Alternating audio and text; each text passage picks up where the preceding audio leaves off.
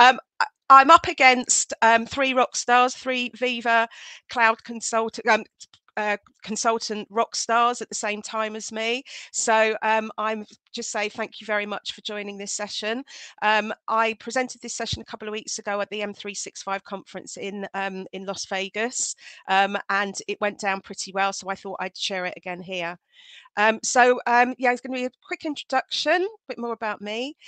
So this session is actually about the ADKAR change management framework, and my USP here is how I've enabled to, with working with immense people around the world, managed to make the ADKAR framework fun. So I wanted to introduce you to those those elements from 3 enterprise customer projects that I've been involved with, and then how to start a conversation about Microsoft Viva in keeping the ADKAR change management and adoption framework in mind.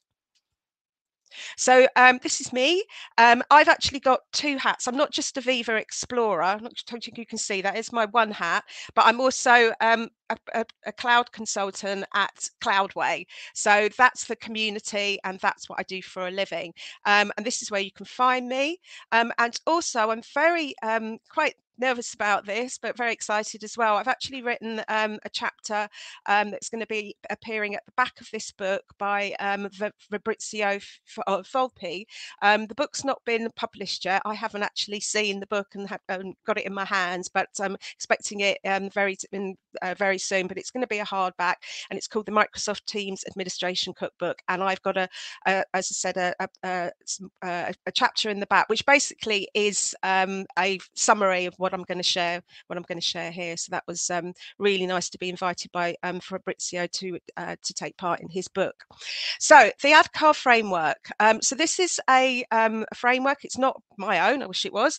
It's been around for quite a long time in the consultancy work, and it is there to help to manage change, but from a people perspective. So it's bringing people along on the journey. It's not an IT story. It's there with the awareness of helping people and helping people to feel like they really own the change inside of an organization.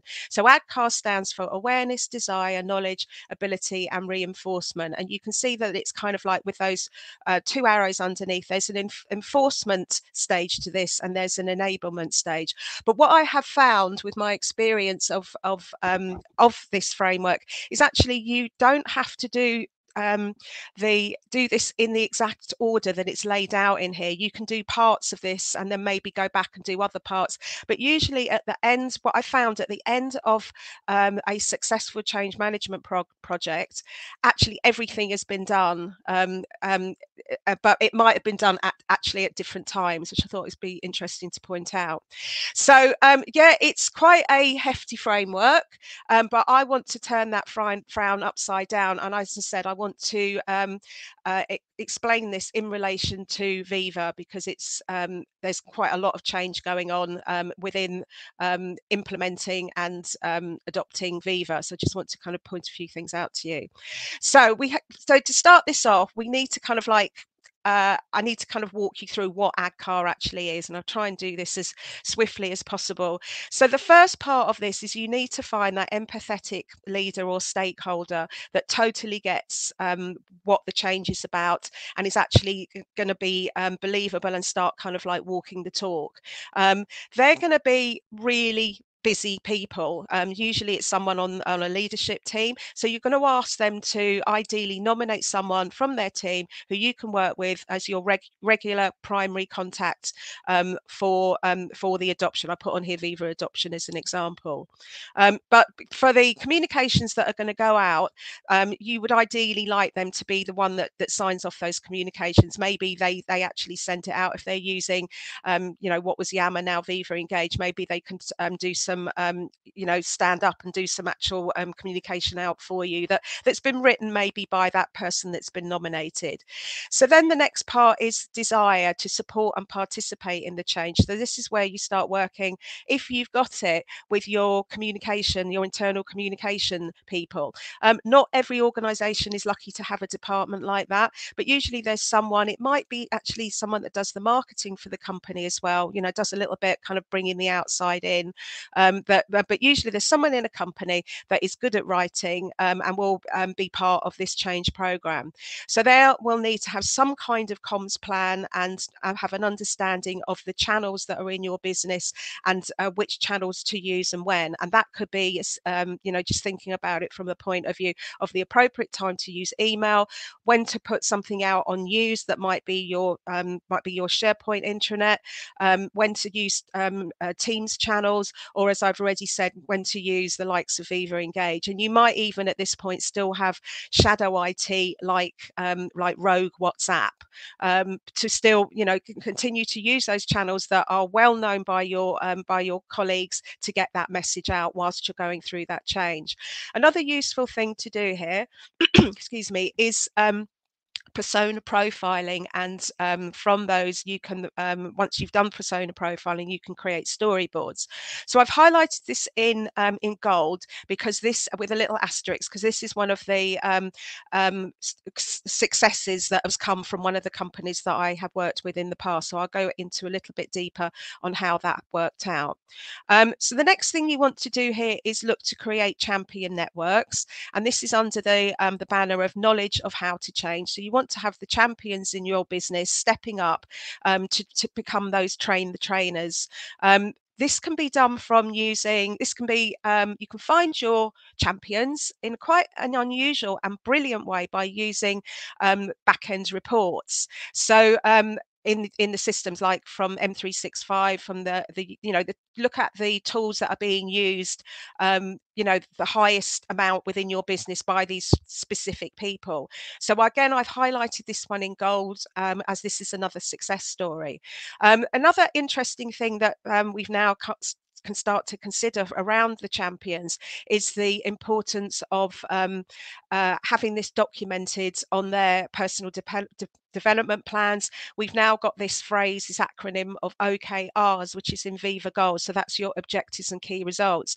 So these champions are going to be giving it their all, similar to the Viva Explorers. We are a champion network. We're working off of our own backs to create this movement for a better employee experience. We are champions in our own right. And I'd like to think anyone joining these sessions will ultimately become champions within their businesses as well.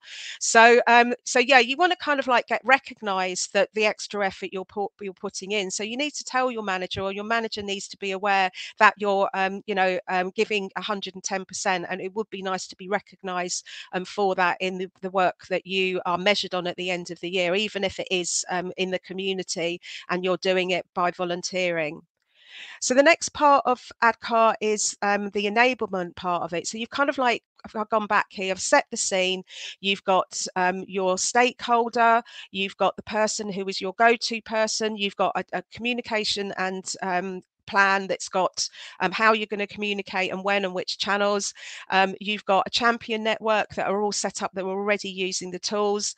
But now we go into kind of like making this go wide and deep into your organization. And this is what ADKAR calls framework, and the ability to implement desired skills and behavior. And under here, we've got the training. And this is, you want to design training to suit all roles. Don't leave anyone out just because they work, on the front line. This is not just about training people that are office based. And you want to, once you've got that training in place, you want to continuously improve the training.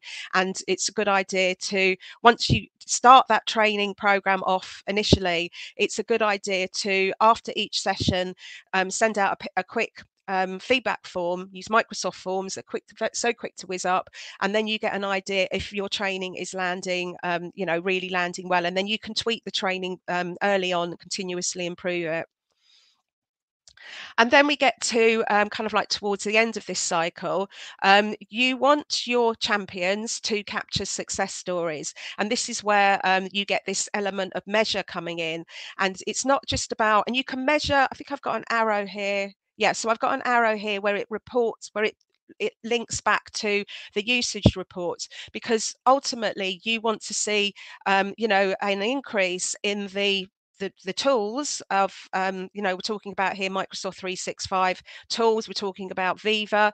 You want to see an increase in those tools, and you want to see kind of like a decrease ultimately in the use of email that's flying around the organization. You want to see that your employees are becoming more collaborative and hopefully actually more productive as well.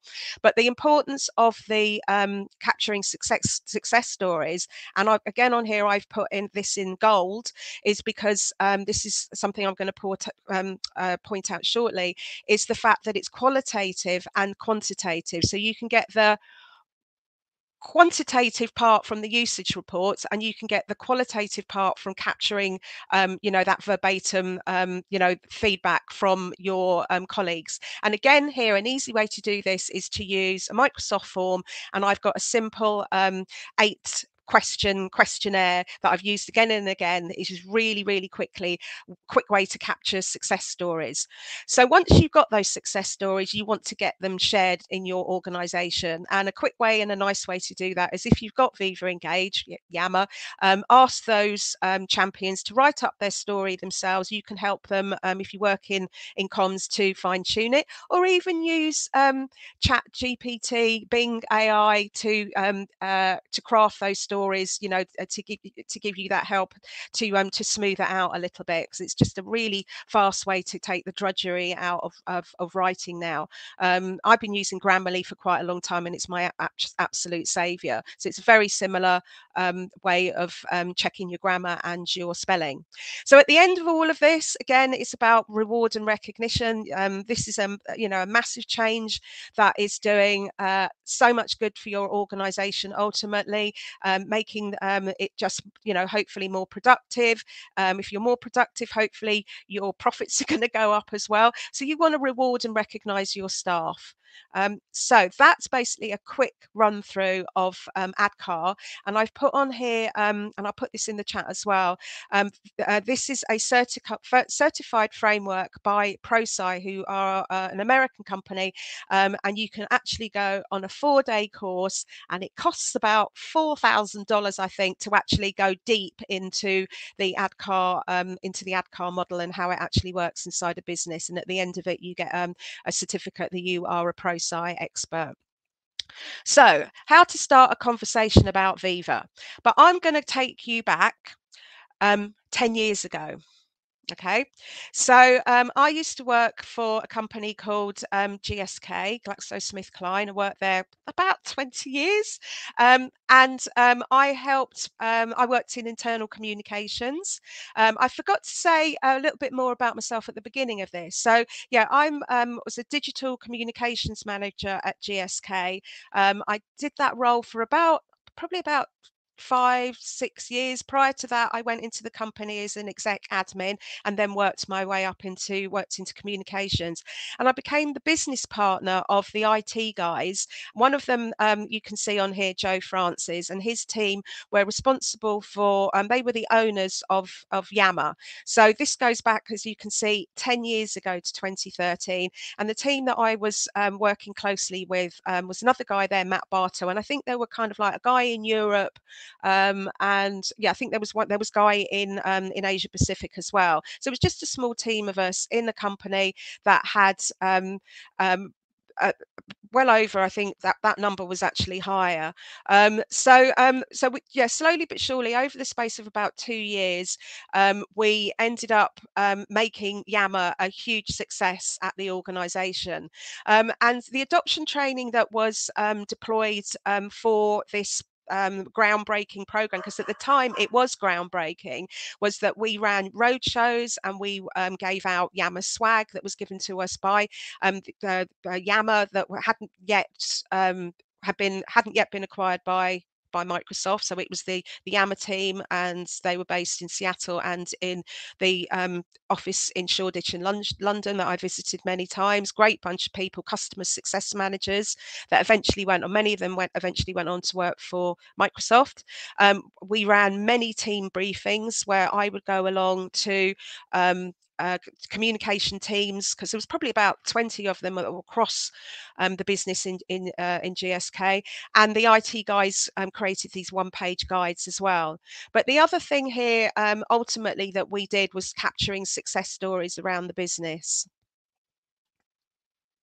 So just to step back a second here, I just want to point out two really nice quotes. That a study found that happiness led to a 12% spike in productivity. So this is Professor Andrew Oswald's quote. And then we've got here Sean Anker from the Happiness Advantage book. Happy employees tend to be more creative and better at solving problems. So as a result, this is what we did at GSK to kind of like kick off the bringing in the fun element and making it feel like the Yammer network was owned by the staff, not by corporate comms or by IT. So we kind of like let free rein to this user-generated fun video that was quite groundbreaking. And I'm hopefully going to play this, and hopefully you're going to hear it. I just want to point out on here as well, before I forget, this little video, and it's only like 30 seconds long. It was so delighted the company internally. It was never let loose externally because it's a bit tongue-in-cheek and a bit cheeky. It was so loved that our colleagues in GSK Japan, in Tokyo, they actually added Japanese subtitles to it. So I'm just gonna, hopefully it's gonna work when I play it. I sometimes do it before a meeting. We do it together on the street. I do it every day because I don't want to miss out. I do it on the bus and no one knows I'm doing it. I do it because it's a great source of knowledge. We do it with other cyclists.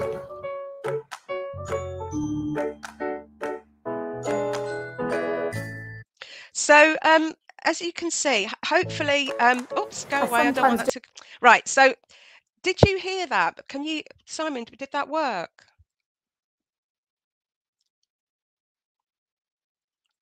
Oh, never mind.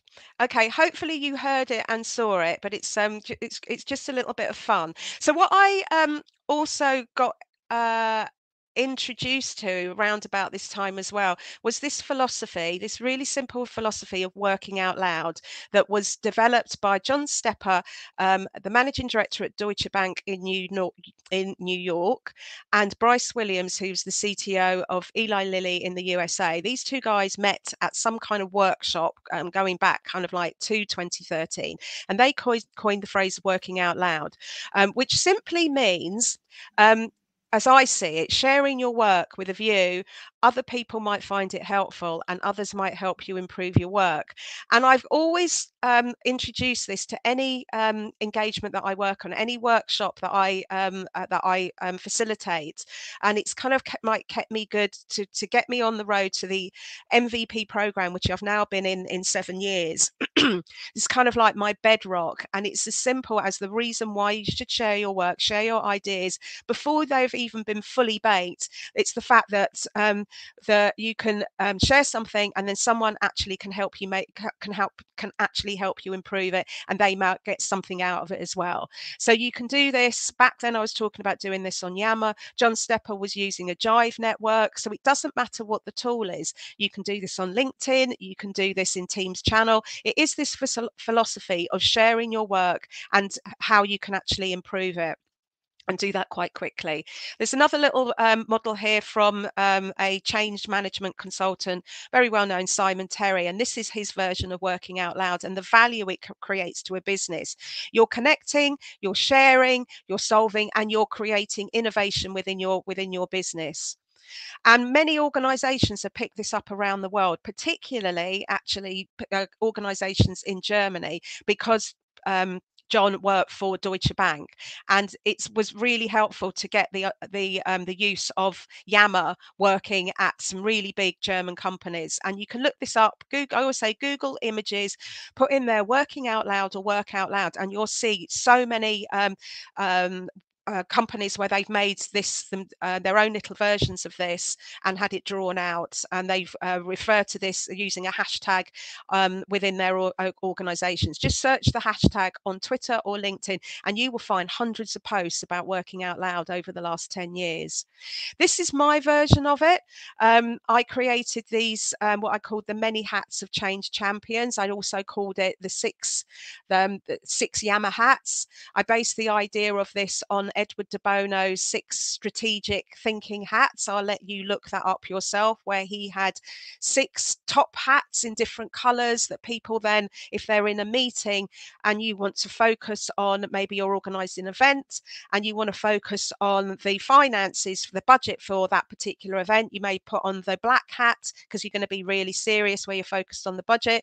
Then you want to talk about maybe the social side of that event or that conference, so you put on your yellow hat together where you can really focus for 5 minutes and think about fun stuff. I took that idea of hats and the fact that when you are working out loud and you are sharing your work, it might, as I said, you might be in Teams channels, you might be in Viva Engage, you are pivoting from these different roles. So one moment you could be an astronaut where you're sharing something you're working on. You could be a detective where you're capturing the voice of employees, like you capture voice of the customer in marketing, doing a bit of research. You might be putting polls out there. You might be a reporter. Everyone can be a reporter these days because you've got great phones with cameras on them. You can put those user-generated content, like we created that video at GSK and allowed that to go out virally. Or you could be you could create a story that might end up on your company intranet. Again, you could be this idea of a surveyor within the organization. I like to think everyone's a head of state. You can use likes to like people's posts, which is really important to react to people's posts, because the worst thing you could do on your network is just ignore what someone has said, because then it's like no one's heard them. So originally when I created this model, you could just like as a reaction, but now you've got all kinds of reactions that you can use on a post. So we can all be head of state like the Queen here. And then, you're at work a long time. It's fine to have fun at work. So have fun with a purpose, get involved with charity events, support your colleagues. Often companies have matching programs. If you have people donating to your event, the company often matches what you are I can't remember the word, what you are what you are gathering together for a particular charity. So that I've written blogs about this many times over the years. I've changed the version as time's gone on, but there's a link here to 6 Yama hats as well, which I can put in the link after the session. So I like to think now that for Viva Engage, you've got Viva Engagers. So that's Edward de Bono's 6 thinking hats.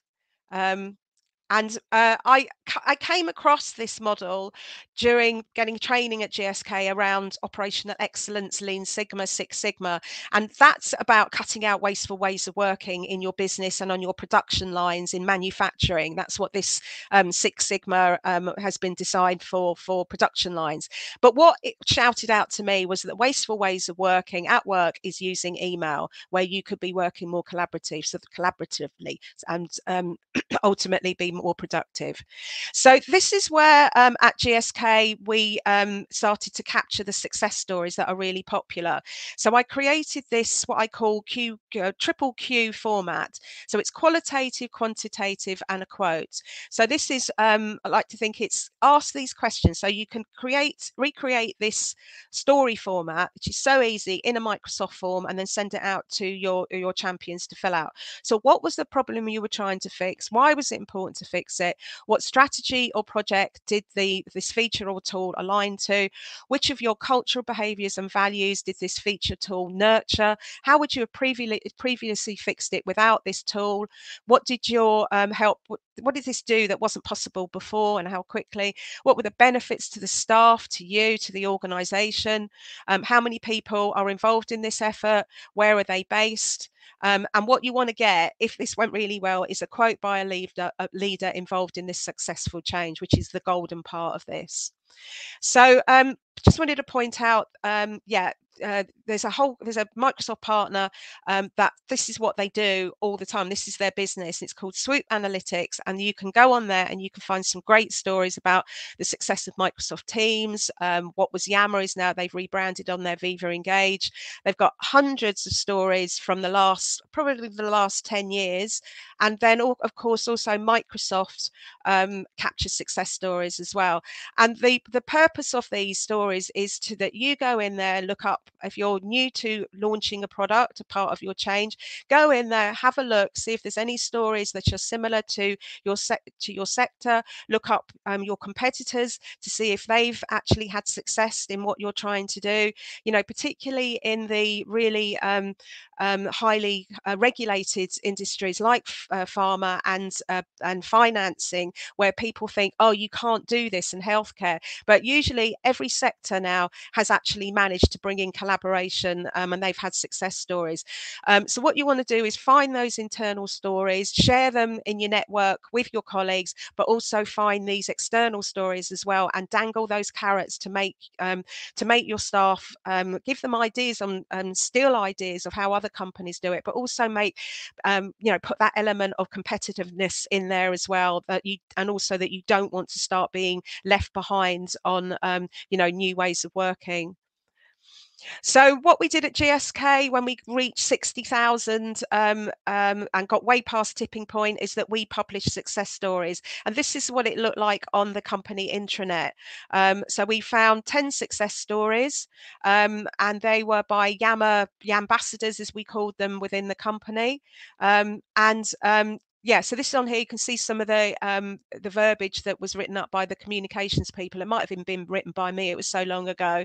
But the important thing here is we started to use hashtagging, and I'll go on to that in a second. The importance and the relevance and the usefulness of using hashtags, which are now called topics in Viva Engage. And of course, this jumps to Viva Topics. So the link here is where Viva Engage and Viva Topics now work in combination with each other. It's integrated, and that's what's really important about the change here. So what we was doing here is that I started to introduce topics to the Yammer network, and this is going back on here. What was the date on here? Is there a date on here? Can't see it now. Oh, there it is. The date on here is 2014.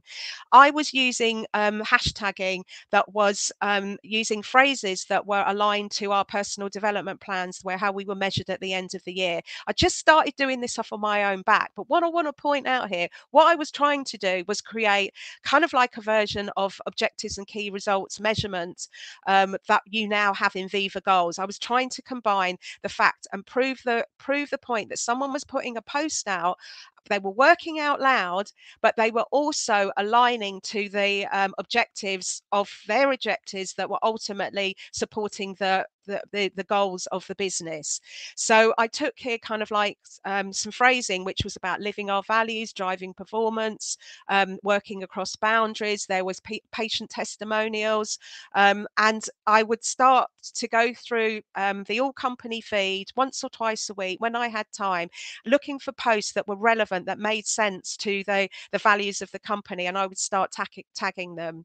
And I tried to make that kind of like to go viral, and people started to do it, but then I ended up leaving the company because I wanted to help other companies on how to use Yammer and help build those networks. But ultimately, I'm so delighted that what I was trying to do was eventually come out in a slightly different way, and it's now kind of like Viva Goals and Viva Topics.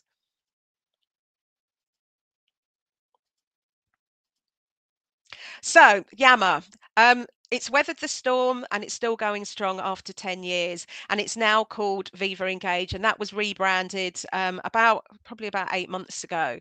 And I've already mentioned on here the relevance of using hashtags, and the way I think my next, because I can't see what my next build is, but we now have something in Viva Engage called Answers in Viva. This is part of the it kind of toggles between, it steps between Viva Engage and Viva Topics. In the chat I have put a link to where you can sign up to the Viva Engage Premium license. You can get a free trial. You just need to fill out a form, and that goes off to Microsoft. And you can trial this out. So Answers in Viva is basically a knowledge management version of what was Yammer. And you have to, when you make a post, you have to add a topic. Once you've added a topic, that might not already exist, you create a card that then appears as a card in Viva Topics. So that's the beauty of this.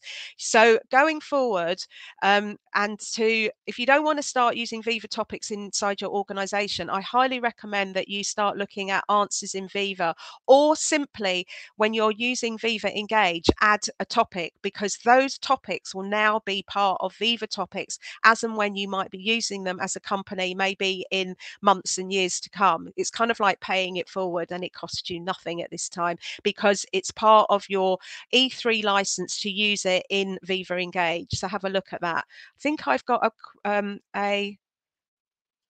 yes. So the way to do this, if you've never added a topic before, it's in the same menu. I've done the version here of how you would see this from your phone, but if you do this from Viva Engage Yammer, the same way that you would add a stupid useless GIF, you can now add a topic which is just to the right of the GIF as you see it on the screen in from the desktop version, and that's where you can add a topic. And I think I've got a little box around there, so maybe have an experiment with that, because this is really useful going forward to help curate and surface knowledge and conversation and more tacit knowledge within the business. So have a look at that. So that was the first success story, and that was around again looking at the ADKAR framework of the importance of capturing and working out loud and capturing success stories going forward, and kind of like creating that celebration around something's really worked. You're changing the culture of your business really fast using the champions in your business, but you're also creating that edge of competitiveness that another part of the business might think this is not for us, but they put those stories out there and show how this is making a difference in your part of the organization. So we're going to move on now to that was the private sector, that was pharmaceutical and healthcare. We're now going to look at the public sector in the UK and a project that I worked on with the NHS in 2019, so just before the pandemic. And we're looking at here at NHS Bury up in Manchester, and the focus here was 20 local GP practices, and I worked on this particular engagement with a chap called Mike Colshaw, who was the Chief Technology Officer at NHS Bury. He actually left that role after the engagement closed, and he ended up working with me because we enjoyed working together so much, and what he learned from actually rolling out teams at NHS Bury, and he actually is out there now as a consultant himself. But what was great about Mike is how he described himself to his colleagues in the NHS. He described himself as a digital drug dealer, because he was saying to his colleagues, try a bit of OneNote, try a bit of Teams, try a bit of whiteboards in your meetings, give it a go. And it was just so comical that he used that phrase, but equally, it's kind of like a bit negative connotations in the NHS, but I think, you can see that it's quite a fun thing to do. And this is where I kind of love working in change management, because it's that sparking those ideas and that fun element of how you can bring the tools to the staff in a really down to earth fun way and make it feel like it's their ideas. So yeah, me and Mike worked together and we created the Manchester Bee Champions. We called them, they decided amongst themselves to call their program, call themselves the Bees, because the bee is the icon of Manchester, and it was perfect because it's about, you've got bees, they're busy bees, but they work in this hive network, which is exactly what you're doing when you're working, working out loud, working collaboratively, be it on Teams, be it on LinkedIn, be it on Yammer, Viva Engage, or working in this kind of like connected hive, collaborative way and supporting each other. So the adoption training that was used for this particular engagement, that we had a full day launch conference where we invited all the staff, or as many as the staff that could get away. Of course, they needed to be, I think we actually did that twice, so to make sure that for shifts and everything. So I think we did 2 conferences, or maybe we did it in the afternoon and in the morning. I think that's how we did it. So yeah, there was a 3-hour session in the morning, a 3-hour in the afternoon, to make sure that we captured as many people as possible in a lovely event building in Manchester. Then we went round to individually, me and Mike visited the 20 GP practices, and we did sessions for them there around using Teams and the M365 different applications like OneNote. And then Mike designed these 1-page guides. But the other thing we did here was persona profiling and modern workplace storyboards. So this is an example of a persona profile. It helps to listen with empathy and help to create appropriate training sessions that align to the wants and needs of this particular persona. So usually I've done quite a few of these with different customers. And usually you don't get more than 5 personas within a business. So what we're looking at here is similar ways of working, so that we can then, once we've heard of what their frustrations and challenges are, that we can then map it out to creating a storyboard, which I'll show you in storyboards in a second, that will then map to a modern way of working. It will also highlight what tools they could be using to get over those frustrations and challenges. We can also then work out for that particular persona the types of training that we can offer them, and also the types of licensing that they might need. So here we've got an example of a practice director. So Joanne is basically running the practice. She's not a GP, but she's there as a support role, but she's quite high level. So she's management. So it looks on here, she's got her wants. So it's kind of like, and we've got on here in that blue box on the right, the challenges that Joanne is experiencing. These are fictitious personas, where there was no one called Joanne in the research side of this. We've just kind of like lumped together everything that we heard, and we've worked out what training would be appropriate for this particular type of role, and also which license as well. So we identified some business analysts, so they're going to need a different kind of license against Joanne.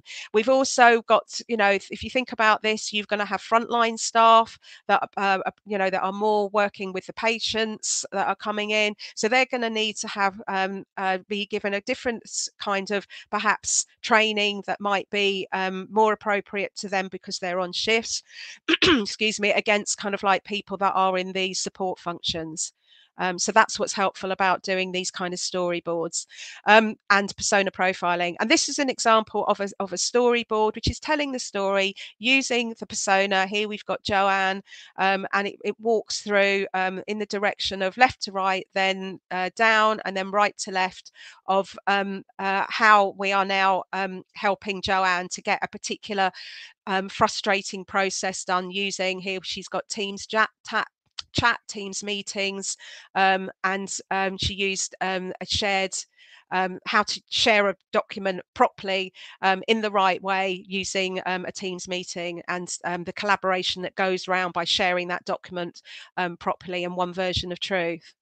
So we took this to another level, me and Mike, with feedback, and we actually created, just for fun and for posters and things, The Anatomy of a Modern Workplace by Adam Ribb, who worked at the Garden of Eden Hospital. And this is where we took the anatomy of a body and reflected that back for kind of like ways of working using the different tools that are down here below. And this is what I love doing, getting inside an organization really quickly. I've done all of that research where I've heard back from staff, usually using I used to do in a way where we used to do focus groups, but they can take quite a long time and you have to do quite a lot of note taking. You have to, but I now would do this quite quick and dirty using a Microsoft form and asking a load of questions. You might want to send that out to about 10%, or depending on the size of the business, make sure that you cover every role, and you get back a load of information really quickly that you can then download into an Excel spreadsheet, and you can kind of like crunch that data quite quickly. But this was an idea of using that idea of persona profiling and making it fed back to the organization in something that was meaningful for them and fun for them. So this is why we've used the anatomy of the body for the NHS. So stepping on into, again, this is public sector. So this was during the pandemic. I've now changed to another Microsoft partner to help them with this particular change management program. This was bringing in, this was decommissioning Skype. They were going through that just before the pandemic hit anyway, and they were now switching them over to Teams. But suddenly they had 100,000 staff right across the UK that were frontline, that was supporting the benefit system in the UK. Everyone was now working from home, but Teams was still pretty new. They'd only had it for about 3 months, and then suddenly it was this realization that people really needed to start getting their head around it. So we needed to create a massive training program. So I worked on this with Stephen Wade, Alex McKnight, and it ended up as a 45 strong change management program. They were also it was all about telephony as well. It was about switching over Teams meeting rooms. It was upgrading those. So there was a massive piece of work that was going on from the partner that I worked at, Simity, but also a big group of people with inside DWP. So Stephen worked for DWP as their architect, and Alex was my boss at the Microsoft partner Simity. So we developed here the Pioneers program. Again, this was named by the champions themselves. We had hundreds of Teams meetings. We created Teams meetings to train the staff. I think I ran about 60 training Teams owners on the best way of using Teams, and then also running kind of like more general sessions for the champions, because you can imagine with 100,000 staff, we needed a lot of champions. So I was running change management training to train the trainer, and then they were expected to train their own staff. So we had one-page guides, and the unique selling point here, which was Stephen's idea, was identifying champions using productivity scores. So the way this was done is looking in at the usage reports, looking at the Teams Admin Center usage reports and SharePoint Admin Center usage reports. And just there's a caveat on here that should pop up, is that you might not be able to do this in all sectors and countries. It's depending on your privacy and legislation. If you want to know more about how to do this, my colleague at Cloudway is Nikki Chappell, and she's an expert, a security, compliance and governance MVP and architect, and she can help with identifying champions, and she's a ProSci certified trainer as well. So another thing that we did here was I introduced this idea of, again, pivoting across how you do it. So I then recreated those Yammer champions, and I ended up creating it for Teams. It went from 6 down to 5 for using Teams. So I introduced that to the champions as well. And we had astronauts, thought leaders, entertainers, scientists and reporters. So it's just another way of explaining change management and the importance of champions within a business. And as I refer back to some of the models I created before, it was a huge success. It had to be because of what we were going through. This is some of the great feedback that the team received. It also became a Microsoft Partner Awards winner for Simity. So I was very, very proud to be part of that, for the little part that I did with the Champion program. And then just stepping back, coming to the close of this presentation, just want to remind you that, yeah, ADKAR, it's got a long shelf life that spans 10 years. So everything that I have shared is still relevant and useful and can be copied and stolen to be used inside other organizations, even kind of like the naming conventions as well, where you can't use the ambassadors anymore, but you can call your champions perhaps Viva Engage procedures. I put on here, just as a summary, what worked really well for these particular businesses, and a reminder here what those USPs were. So for GSK, it was that first idea of capturing success stories and then sharing them inside the business. For the NHS here, it was creating persona profiles, because they're really good to identify the training needs and the licensing. And then for the pioneers at DWP, it's this a brilliant idea of identifying champions using productivity scores. Rather than just expecting people to volunteer, you identify who is already using the tools really well. And because at DWP, they'd already switched on and deployed teams to, I think it was to the corporate functions, and that was about 30,000 people. After 3 months, once we got into that pandemic and into the lockdown, Stephen could go in and see who was already using the tools and had become passionate about them. And they were the first tranche to be invited to become champions, and it worked really well. And those champions were then quickly writing up their success stories. By the time I got to the close of that particular engagement and I left there, 30 success stories had been written, and we also did some persona profiling as well within that business, which they found helpful to identify the training needs. So as you can see here, as I said at the beginning, with the ADKAR framework, you don't have to do this in the specific order that it's laid out. It's just kind of like a model. You could do some of this, you could do some of that, but then it helps you to look back of, actually, we haven't done this bit, we might want to do that maybe in phase 2, go back and see what we can do to improve on the change that's going on. So just wanted to point out there that the ambassadors was about the change that was going on to deploy and adopt Yammer, and then the other 2 were predominantly about bringing teams into their business as well.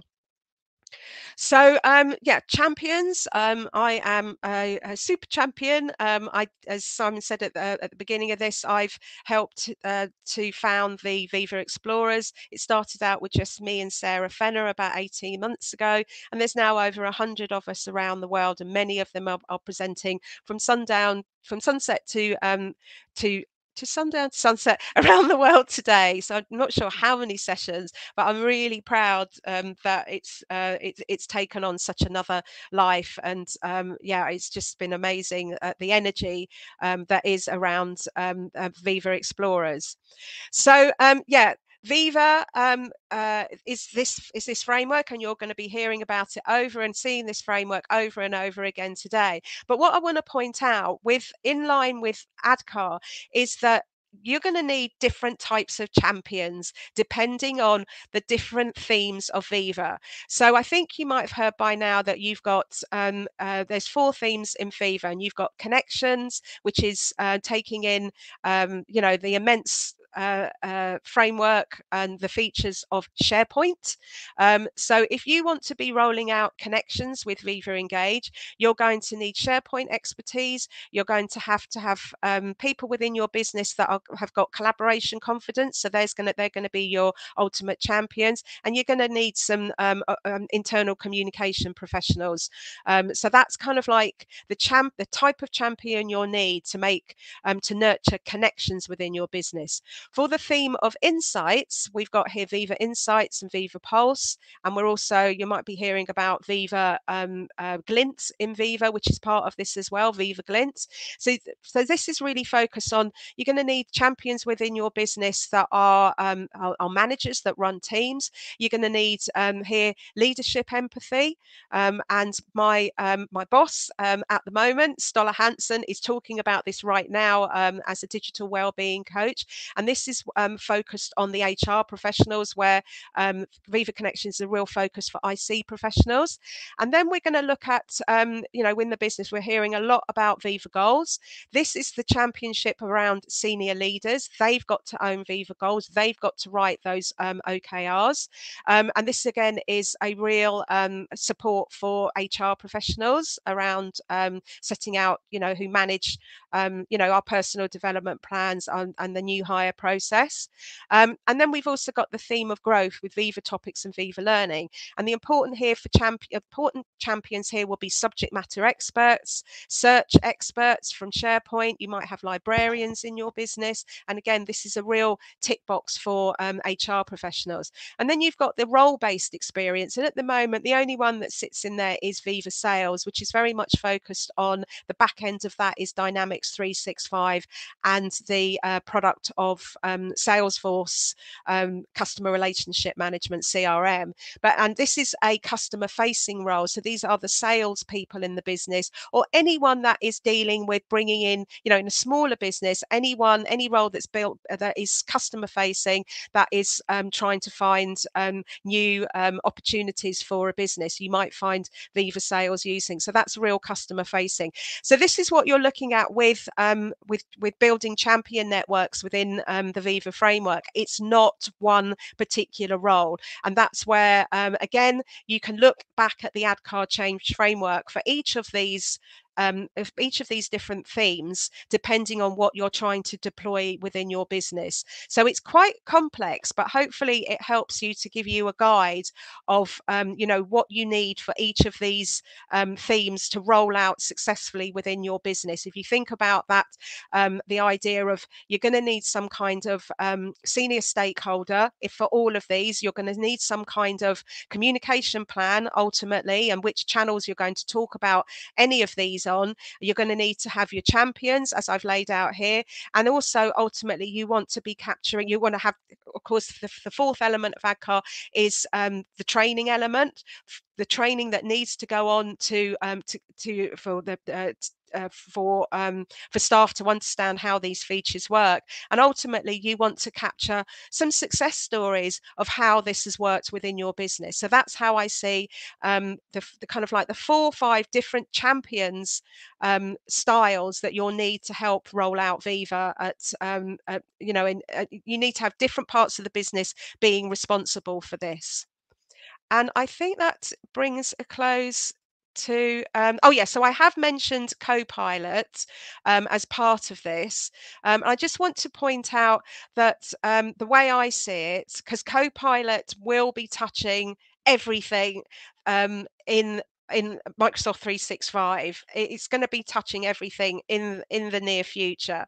But I wanted to just point out what is already normalized in our consumer world, that we're not terrified of it, because a lot of organizations are feeling quite terrified, I think, around the fact of AI is going to just be totally out of control. But we've got Google Translate, which is a massive time saver to help us translate. It's a large language translation model that we've been using for quite a few years now, and it's absolutely brilliant to help that drudgery of trying to translate something. We've also got we've had translation in Yammer for a long time. That's how I used to communicate with my Japanese colleagues. We've got predictive text, which is absolutely brilliant. And we've got Grammarly for help with our grammar. We've got QR codes for a quick access to events and to restaurant menus and all sorts of things. We've got RFID for helping for us to scan our shopping ourselves and check out faster. None of this is terrifying. We use Apple Pay. It's normalized. It's to help with those processes and those tasks which are clunky and cumbersome, and it's to help us get on with more interesting things in life. So this is what AI is about. This is what Copilot's about inside an organization. It's to help raise up information which is already accessible to us in our file managers, in our perhaps in our OneDrive, meeting conversations. It's things that are already there, that we are already aware, that we've already used in the past, but you might have forgotten about. It's there to help summarize what we work on.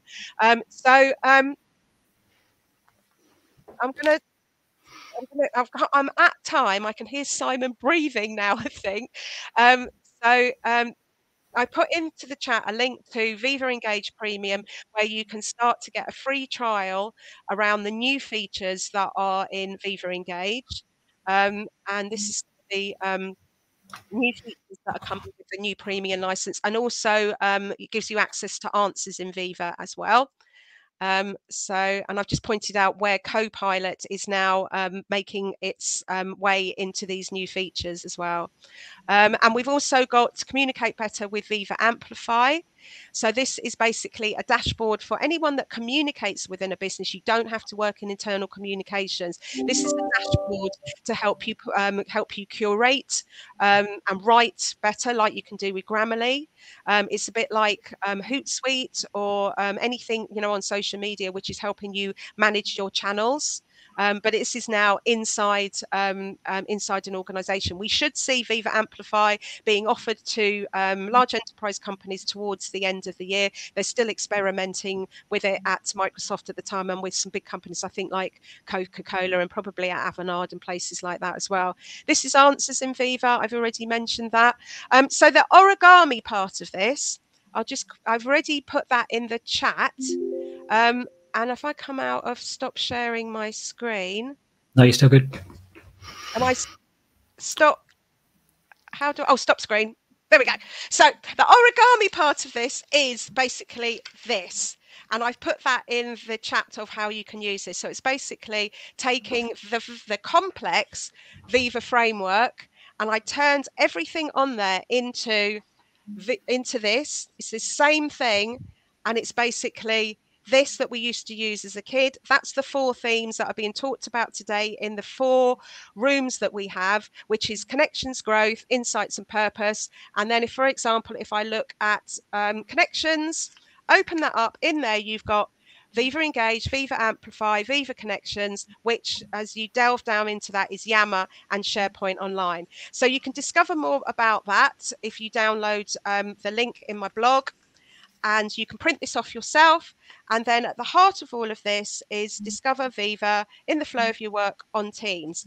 And just to point out that the governance and the compliance and the security is in the palm of your hand.